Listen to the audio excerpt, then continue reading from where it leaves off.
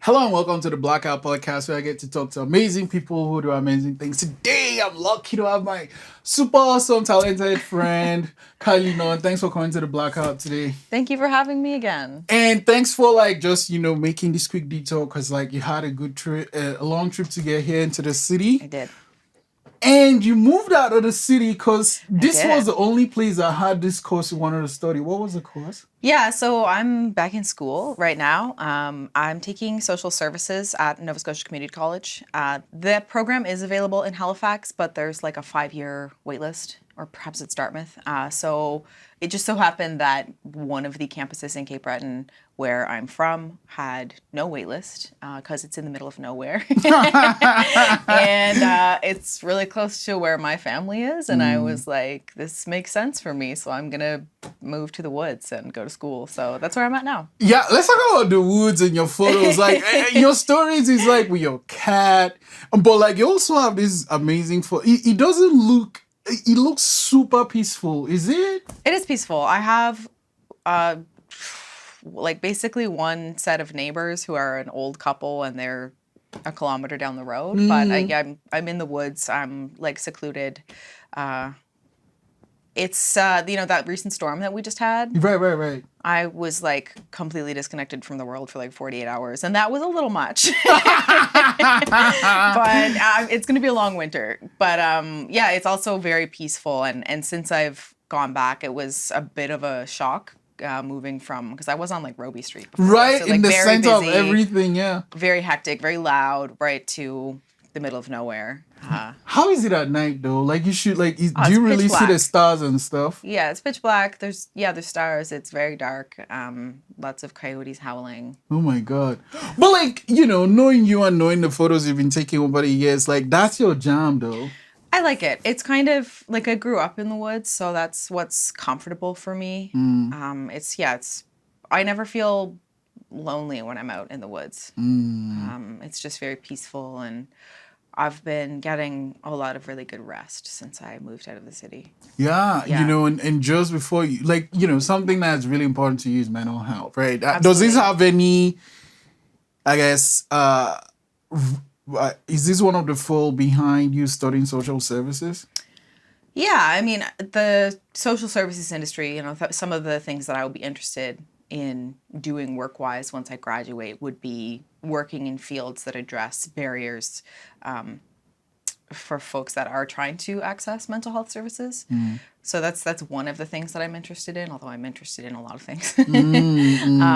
But yeah, I've really been thinking about accessibility to wellness since I've moved to Cape Breton, because I suddenly have access to, I can just go out of my house and go for a nice peaceful walk in the woods. I have so much access to nature. And for people who have a lower income living in the city, it's extremely difficult to access nature. It's extremely difficult to access, what we need to achieve our optimal wellness. And I didn't, thought that I was pretty well when I was living in Halifax.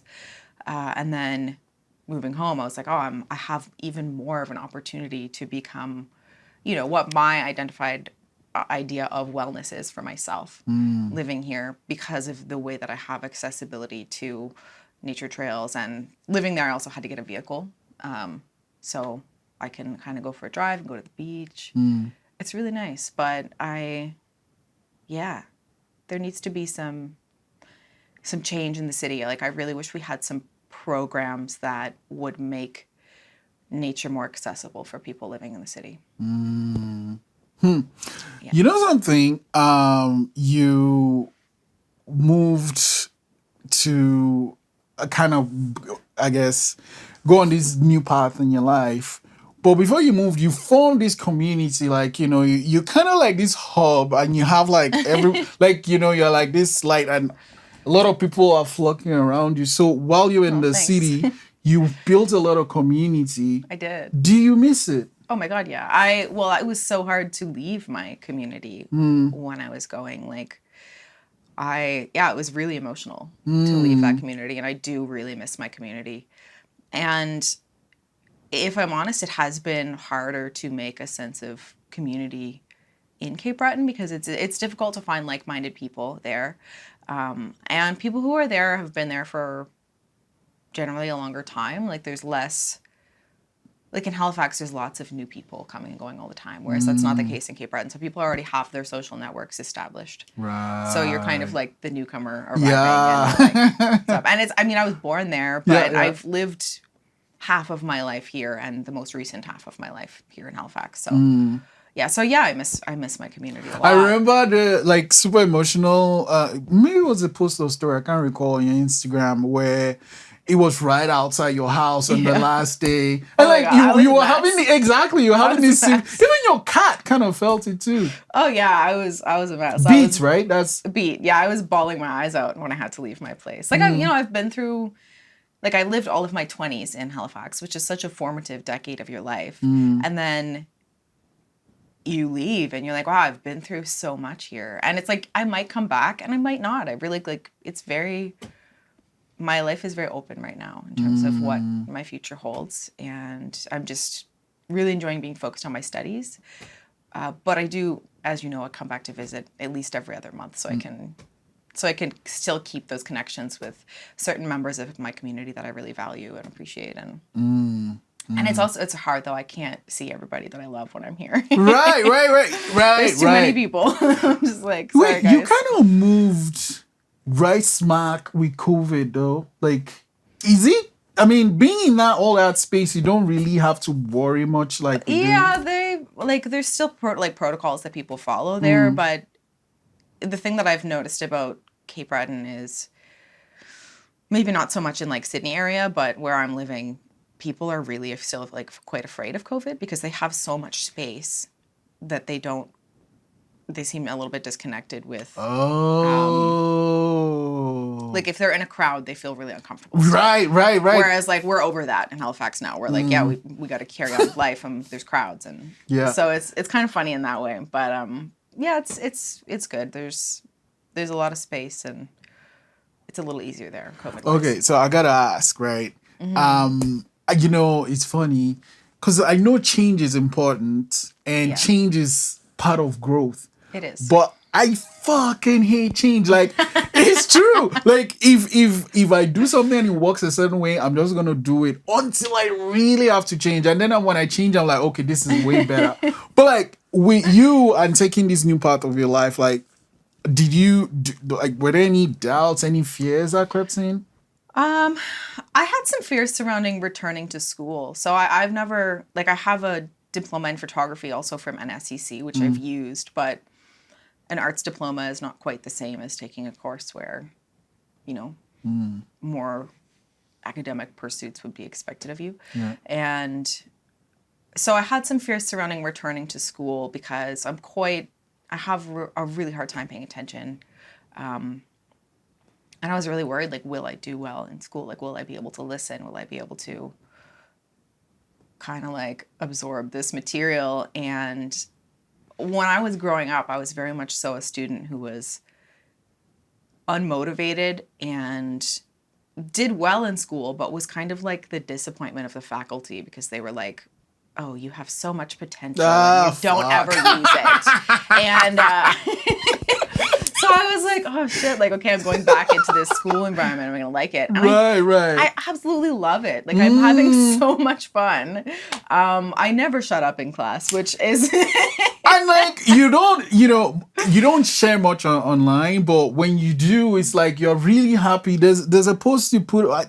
It's a story I think of, like your laptop, and it's like all these charts and graphs, and like, man, it's a lot of work, but you seem to be enjoying it. I'm loving it. And I'm also like, I would have gone back to school years ago if I had really realized that there are programs that just cover topics that are everything I already love and talk about every day. I'm like, oh yeah, this is actually great. I had this idea that I wouldn't like it, and I do, and You do. I'm good at school, Yeah. despite what people in the 90s told me. Yeah. But it's weird. Like, I'm 31, so you're going back like, okay, I'm old compared to most students. How's this going to be? But it's been great. And I'm studying, a lot of like sociology, psychology, counseling skills, and like therapeutic skill sets and professional standards and stuff like that. So you've been on kind of the opposite, like the other end of someone that would have your set of skills. Like, would you say some of the experiences you had being on that other end pushed you here? Yeah, I think that my life's experience has absolutely pushed me in this direction.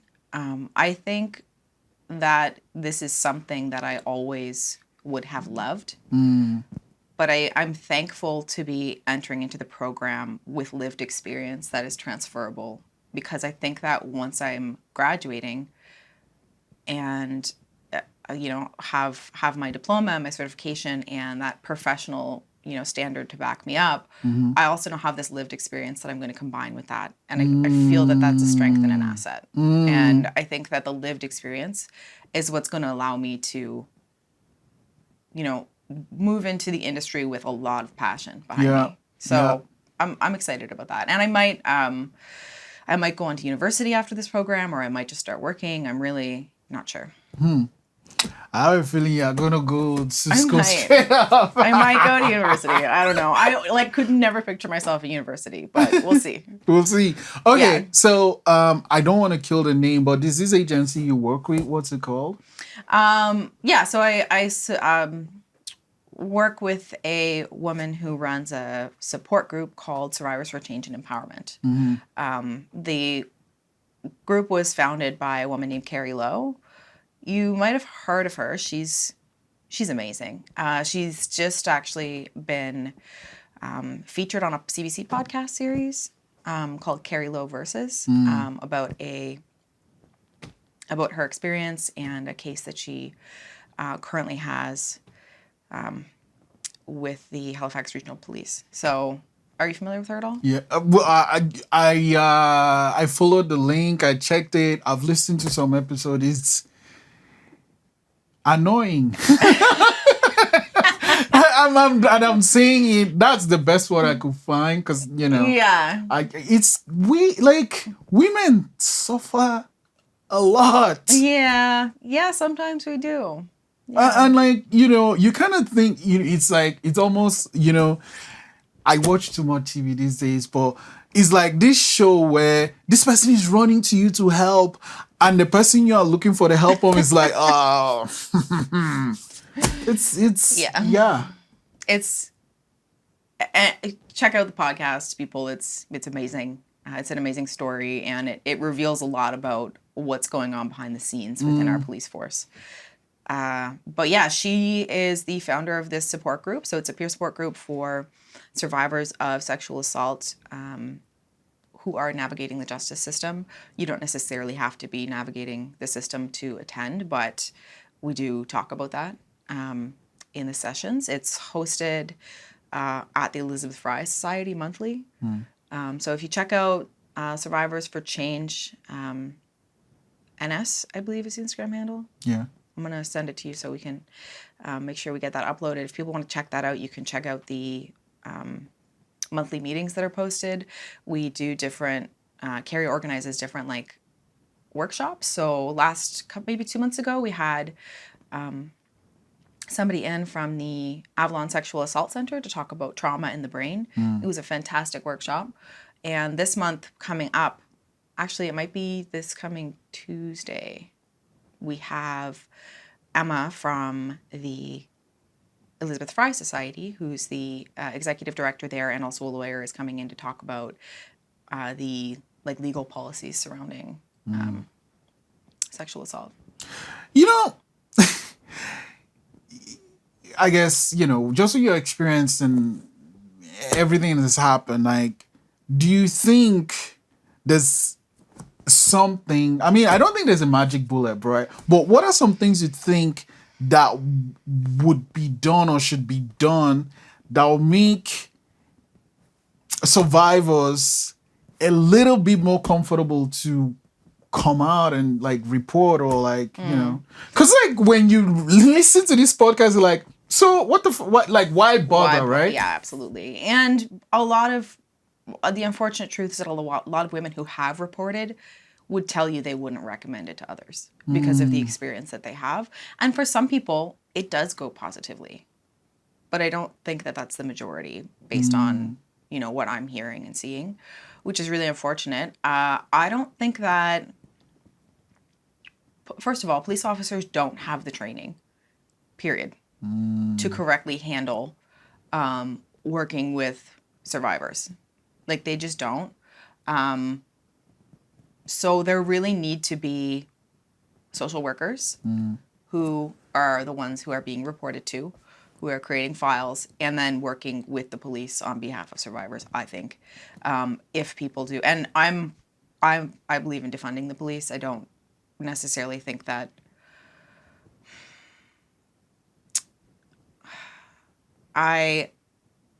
if people want to work with police, if that is the route that they want to choose, that is their choice. I think that there should be a social worker that they're reporting to, and I think that that social worker should work with police on behalf of the survivor, because they're just not qualified to interact with. And the thing is, I think Like, just I with don't. everything And that's happening, with a lot of things. That goes for, you know, mental health calls. Like, there's a lot of things that our police are doing that they're not trained to do. They go to school for 10 months. that was shocking to find out. Yeah, 10 months. And you're expected to know how to do all of these different things. And it's like, you know, my opinions of police aside, that's not logical. Right. That they would be managing the all amount, of the things. all of the things with only 10 months of training. Right, like, what do you know in 10 months? That would be not any different than me being like, oh, yeah, well, you know, I've done social services, so now I'm also qualified to be a police officer. Like, it's not like you can't do that. Oh man, it's you know, the thing is, like, something my grandmama always says, it's like the only way to get to the top of the mountain is you just keep going. Yeah. Because, like, you know, when experiences like this cars, right? Is that her name? Carries. Experiences like that, and like so many women, can get you so numb to like, why bother, right? But I think, you know, people like you and like studying this and like what the society is doing, just keep scratching, because it's a lot better now than it was, like, say 2 years ago, 3 years ago. One thing I want to ask though, like with Me Too and canceling, like, is that, like, do you feel that's like kind of fallen off? Like it's not cool anymore? I wouldn't say that Me Too isn't cool anymore, because that's a movement in itself. But in terms of like cancel culture, I think that there has been a lot of reflection on that, and I think that people have, like, I know personally, well, I've never been really like pro cancel culture, but seeing the way that it has impacted our society, not even the individuals involved, but just seeing the way it's impacted society, that mentality has been provoking of reflection on how can we do this better, how can we do this differently. So, and I think that that's been the case for a lot of people, where we've kind of looked at it and considered let's not judge cancel culture as being bad or good, which a lot of people do. They want to put it into a category, one or the other. But for myself, what's helpful is not judging it as being either bad or good, but saying, how can I improve it? Yeah. How can I make this idea better? How can I make it healthier for our community? How can I make it? So I'm a really big fan of restorative justice. I hope to do some volunteer work in the next couple of years with restorative justice in Cape Breton. I'm working on getting applications in for that now, so fingers crossed. But I think that people, in order for social change to happen, I think that people need to be supported in ways that are not possible under our current model of cancel culture. Right.